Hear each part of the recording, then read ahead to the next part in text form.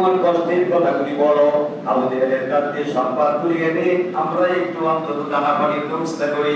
আমি আর সাহেব 3 দিন পর্যন্ত হাঁটি, প্রতিদিন বলে এটা না সেটা, চরম ভাবে আমাকে মেরেছে।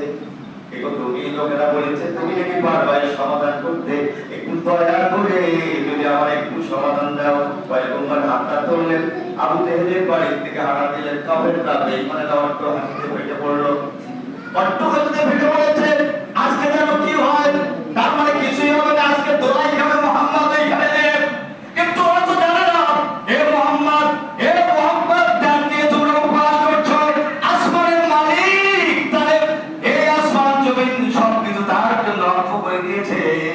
তার মায়ের সুধার তুমি আসমানের উপরে আসা দিনের থেকে মর্যাদা বেশি, ঠিক হবে না?